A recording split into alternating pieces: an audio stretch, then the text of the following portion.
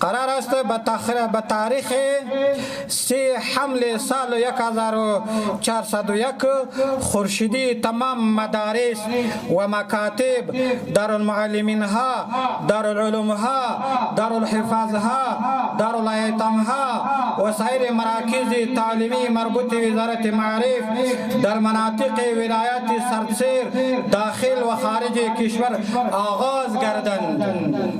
به همین مناسبت وزارت معارف امارت اسلامی افغانستان پیام آتی را با عموم هموطنان عزیز به ویژه با مسئولان تعلیمی، علمای کرام، معلمان و دانش آموزان شریک می سازد.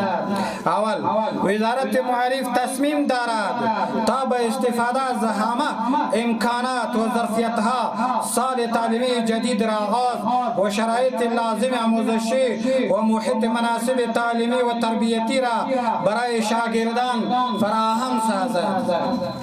دوم، از جانب وزارت معارف به معینتها مربوطه ریاستهای مرکزی و ولایتی، امیرتهای معارف و ولسوالیها و نواحی آنها، مدارس، مکاتب و مسئولان دیگر نهادهای تعلیمی و تربیتی هدایت داده می شود تا در حیطه صلاحیتها و مسئولیتهای کاریشان قبل از آغاز سال تعلیمی تدابیر و آمادگی‌های لازمی داشته و تعهد خود را در راستای تطبیق پلان‌های با کیفیت تعلیمی با ایمانداری کامل ایفا نماید.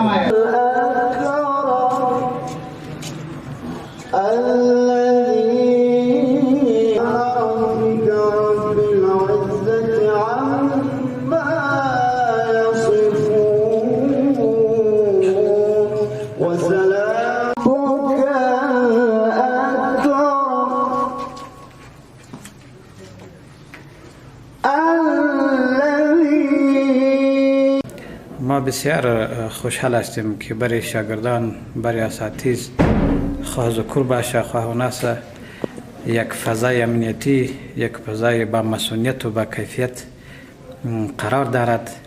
میتونه که درسای خود را در یک فضای امنیت، در فضای مسئولیت و درسای خود بروه. در مجموع 1,06,000 شاگرد در سال 1401 به مکاتب می رود. ما مطابق هدایت مقام جلیله وزارت معارف بسیار خوش راضی هستیم که در همه مکاتب را انشالله در سال نو آغاز بشه.